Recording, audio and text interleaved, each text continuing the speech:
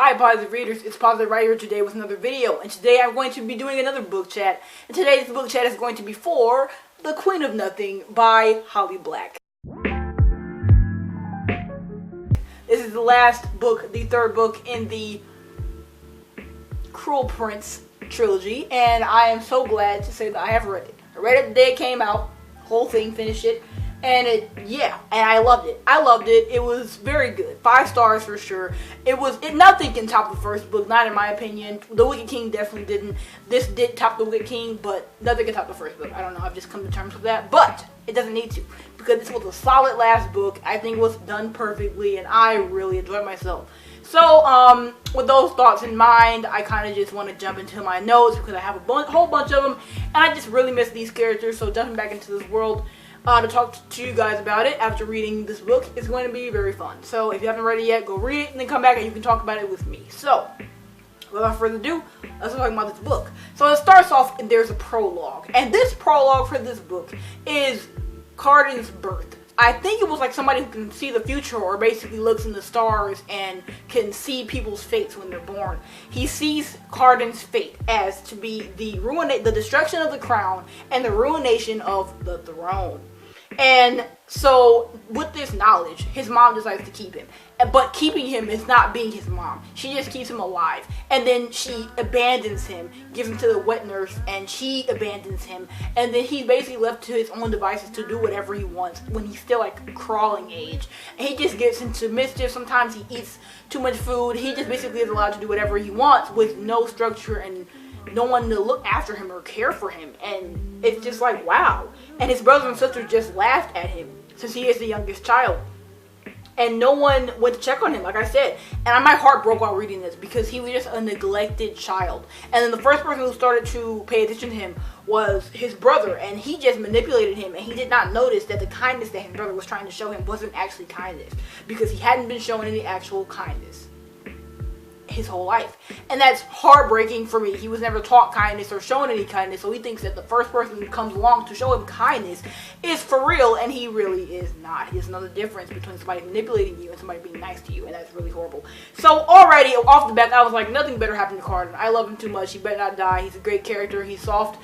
He deserves better, despite all the other stuff that he's done in this book where we thought he was just born a horrible person and is a horrible person. He deserves to live and be happy, so that's what I wanted for him. So then we get right into the book.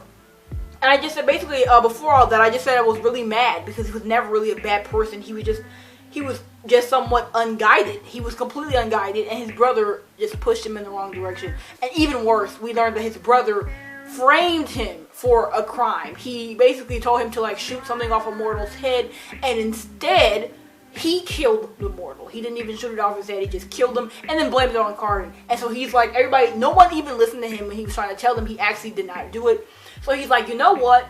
My reputation is this. I might as well live up to it, which is what started his mischief having streak or career or whatever. Plus, he knew that his parents would never, pay attention to him while he was doing good. So maybe he could get their attention when he was doing bad. It's just horrible. All the stuff that wraps up into Cardan being Cardan is really sad and horrible, and I'm very not happy about it.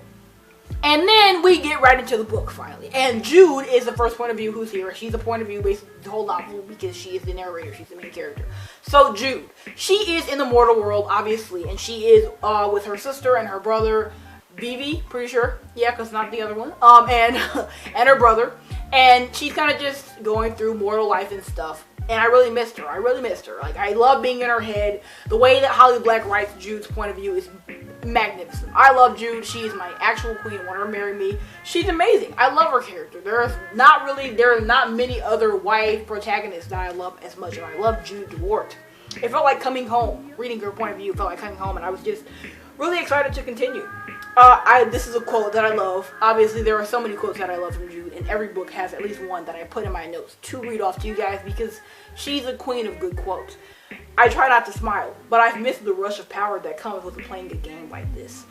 A little context, she is in the mortal world, but since she's the only one who basically can resist glamour and things because of the ward in the first book, the guy she was working for put something on her so she doesn't fall to glamour or anything. So basically, she's now working for this fairy who has come to the mortal world to basically like stop fairies from bullcrapping on humans or other fairies, whatever. So it comes to her attention for a job that this woman is out here eating, this fairy woman is out here eating other fairies. So the guy that hired her is like, I'll give you some money and you gotta go and tell this woman to stop doing this. So she goes, and while they're talking, she basically is talking to her and stuff, and she tries to bargain and get her to stop doing this, and they end up fighting and stuff like this. So this quote happens over the course of the time that they're together and talking. So she said, I try not to smile, but I've missed the rush of power that comes with playing a game like this, says Jude. After hitting a nerve with someone she was being paid to talk to out of eating fairies, and yet another thing I love about her. So she basically hit a nerve. She said something to this woman that hit a nerve with her, and Jude just felt so powerful after that, and I love her. I love when she talks about how powerful she feels. I love it. Yeah, and Jude basically then goes back home, all bloody and bruised from the fight, but she does win the fight. Cheating, but she wins.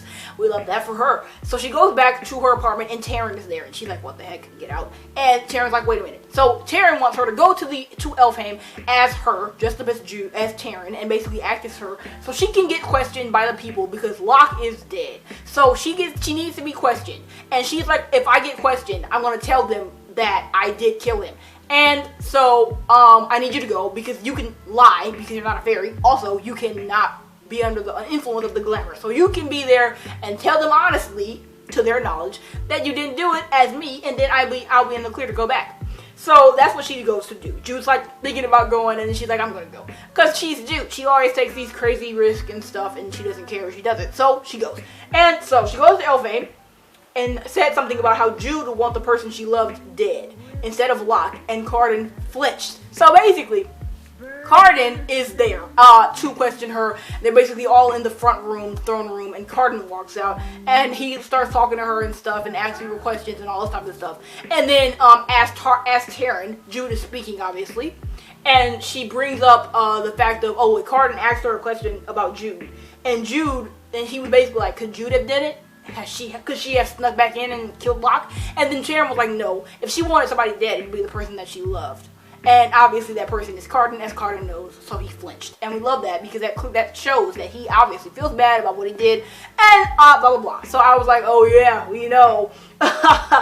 So then, Taryn did not want to be stripped naked, because they basically wanted her to be searched for like anything that could have warded off their stuff or whatever, and she, underneath all her clothes, is Jude, and she does not want them to see that. So she's like, no, I'm not going to get undressed in front of all these people, no. And then Cardan's like, as you wish, then I suppose I'll have to examine you in my chambers. And I was like, oh no, it was just so funny, it was hilarious. I was like, oh, you're done. And so she goes to his chambers, and then he was like, didn't you get my letters? So we know, he knows this is Jude. I was like, wow. He really acted that whole time like this is Taryn, but he knew the whole time that it was Jude. And he said something like, I knew it was you the second you walked up, or something like, come on. No, because I really missed them. I love their banter and the way they act with each other. I love them, and I really missed them, so that was a really funny line for me. Like, she really thought he wouldn't recognize her. Honestly, come on, Jude.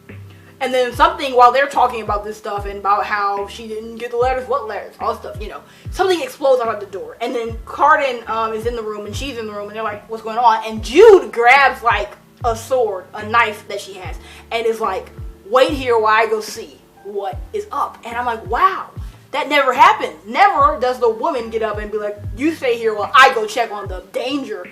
I love Jude. I want her to marry me. Please, Jude, please. I'm begging, okay? I love her. I can't believe this is the last book. I'm going to miss her so much, you guys. Then, basically what happens after this is she goes outside and gets, like, kidnapped, but it's not kidnapped, it's actually saved, because lo and behold, her and Taryn's dad, and Vivi's dad, I'm pretty sure, basically, he comes to help her.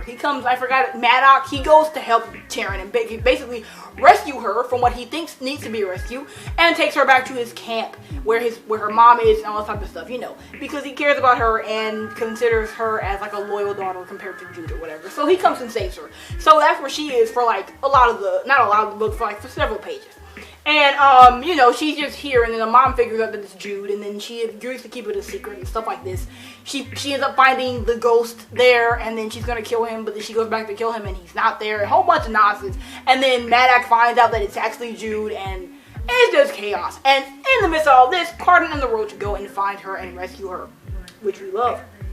And a whole bunch of stuff is happening, and that's why I'm saying, like, Maddox, when she went to go look at the ghost and save him one last time after Carden and the Roach showed up, Maddox was sitting there instead of the ghost and was waiting for her and said, I'm afraid you're too late. And I was like, oh crap, like, you're too late, your dad, he knows, it's not good, it was bad. I was not having a good time for her, I was very scared.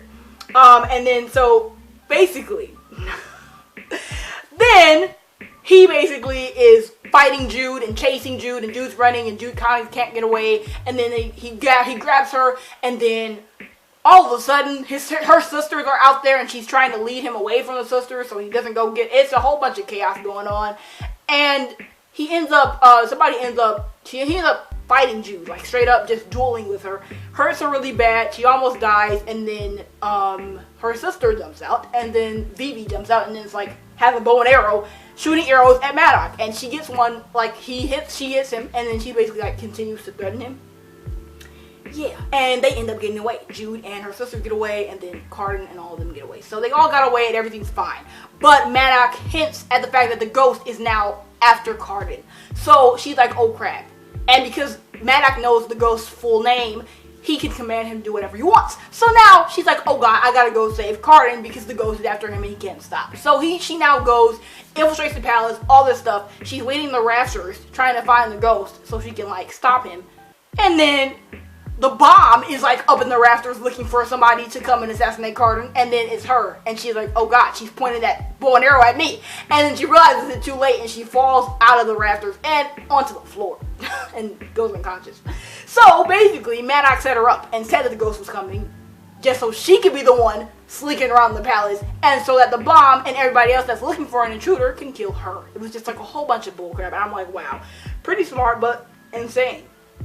And then Carden and Jude are talking now because Jude was hurt and stuff. So she's like in his bed and she recovers and all this stuff. And the next time they talk, Carden tells Jude that she could have came back all that time, and could have pardoned herself. And the whole fandom for the entire year that the Wicked King's been out has been saying she can come back and pardon herself. He probably did this as a trick. He did this to fool her. And he did. It basically was like one of those things where she's always trying to entrap him into stuff that he can get out of. So he decided to do the same to her. And at first he was like, oh yeah, she didn't get it. But she was so caught up in the fact that he would betray her that she didn't think of any loopholes. So it was just a whole bunch of crap. But yes, it was a complete hoax. He just wanted her to feel like she was lost because she could have come back at any time. It was just ridiculous. And then Jude slapped him. They continue talking and she slaps him. And then he turns his head back to look at her, and they kept staring at each other, and she said she described the look on his face as being entirely different from anger. So I'm looking like, what? Like, what? She slaps him and he's looking in a different way than anger? Ooh, okay, perhaps. And they finally have sex. We finally get a freaking German sex scene. This is like something that we have been waiting for a while. And even Holly Black had to come through and be like, that was not a sex scene back in The Wicked King. Everybody thought it was, but she was like, if I did not say it was not. So he finally got in this, and it ended up not disappointing at all. I really enjoyed it. It was a very nice scene. 10 out of 10. It was not generic. We loved it. It was great. I really loved it. She got on top of him and said that she felt so in control and out of control at the same time. And I said, now that's what I'm talking about. Uniqueness in YA fantasy sex scenes. It was worth the wait. And I completely stand by that statement. It was worth the wait. And so basically the quote that they had while they were doing all this was, how do people like us take off our armor? One piece at a time. And it was just really nice because you know them, they're all, they all have years and years of armor, per se, that's like a whole bunch of emotional walls that they've put up. And like, how did they take it down? One piece at a time. And it was just really nice. I love them. They're adorable. I love them. My ship is just starving at this time.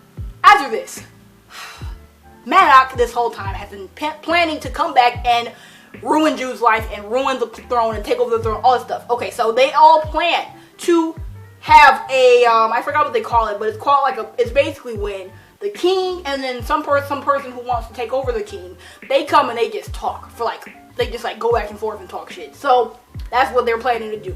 it happens. Maddox comes, and he's like, okay, Carden, blah, blah, blah, blah, blah. And, you know, and now as this is going on, and before this, Jude is now reinstated completely as the Queen of Elfhame.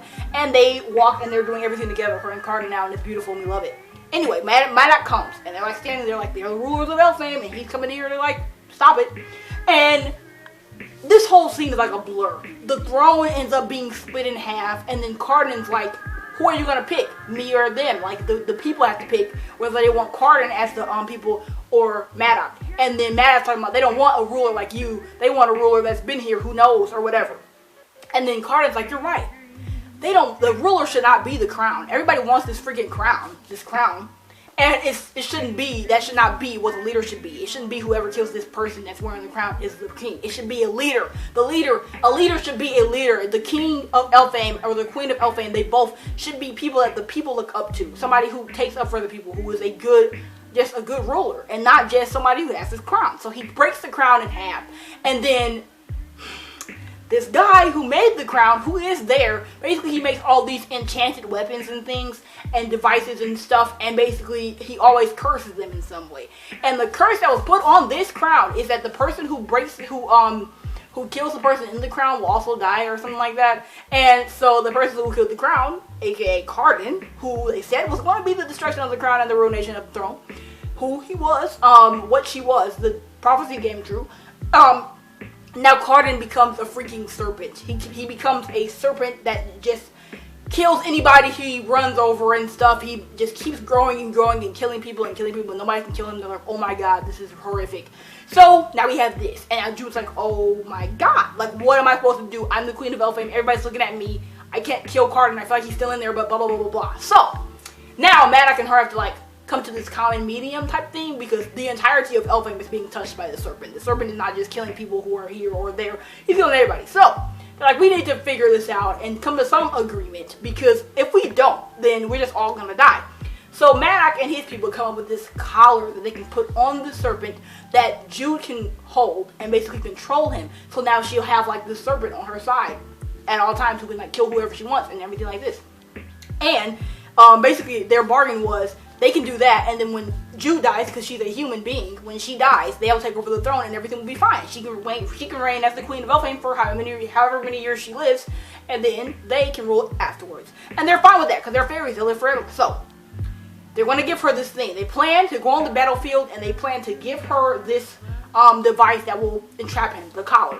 And so they're on the battlefield, but she's before this, she thinks she's like boring with herself, whether she should kill Carden or take this collar and put it on him. And then she has this moment where she decides that she's gonna collar him. She's gonna have him by her side, because she cannot bear to lose every single part of him, because killing the serpent will be killing him too. And this is a quote that she had that was basically going along with this.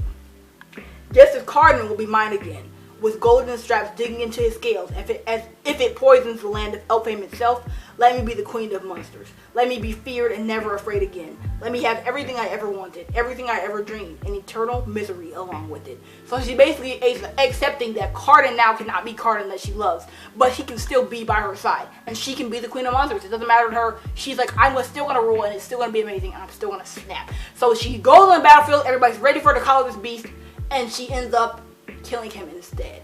And when she kills him, everybody's like, oh my god, this is not supposed to happen and stuff. And then Carden, completely naked, of course, walks out from like the rubble or whatever, the remains of this serpent, and he walks out and he's like, what's going on, y'all? And everybody's like, wow. And Jude's like, wow. And then wow, it was just like a moment of complete shock, because everybody thought he was going to be dead, and it was just going to be it. And it was not going to be good for Jude, because the entire thing that she agreed to do, it was just going to be messed up. But since Carden lives, everything will be fine. And so they get him, they help him get back up, and I said my rush of relief when Carden walked out alive, because I really didn't want him to be dead. At the beginning of the book, remember, I was like, I hope he's happy, and lo and behold, he ends up being happy. The rest of the book basically is just them building back up their reign after the little scare they had. Maddox is going to go to, he's going to go to the human world, forget his identity, and never step foot, I think, in Elfhame again, or something like that. And the rest of the people who were in the court of whatever, basically, that were working with him, they're just going to be turned into vultures or something, and not be able to be turned back into humans, fairies, and let unless they agree to be nice or something like that. But yeah, everybody gets punished that should be punished, and then Carter and Jude just roll over for all to see, and it's amazing and it's great. And then the last two pages of the book are Carter and Jude. They go to the mortal world with her sisters, and Taryn and her. Their relationship does get repaired a lot over this book, and they are back to being nice sister friends now. The trio of sisters is now back together, and everything is fine, and everything's right in the world. So they all go back to the mortal world, and they go, and Carden's like looking around, like what's going on. They give him some mortal clothes to wear, and it was super, super cute. And a lot of Jude and Carden are talking a lot during this, obviously, because the whole book she's like warring with the fact that she didn't tell him that she loves him, and he kind of turns into a serpent, and then he can't, and then she can't. She thinks she won't be able to. So, you know, they have a lot of conversations and stuff, and this quote that I have on here that Carden said to Jude was, "I knew little else, but I always knew you." When she was asking him what he knew as he was the serpent, you know, what did he feel, and what did he see, and stuff like this. And he said he didn't know a lot, but he always knew her. And, you know, that was really nice. And yeah, it was just super nice. And they ended up being happy. They ended up having a coming back party, a welcome home party or something that they held at the apartment, and everybody was there wearing little fucking paper birthday hats or whatever.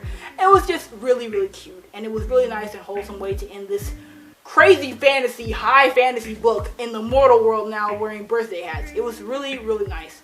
And I love this series and these characters so much, and I love how the story ended, and how Holly Black wrapped up this story with these characters. So those concludes my The Cruel Prince trilogy thoughts and reviews. I hope you enjoyed this. I hope you enjoyed this book as much as I did, because I definitely loved it. I hope you did too. And I'll see you guys later with another video. Bye.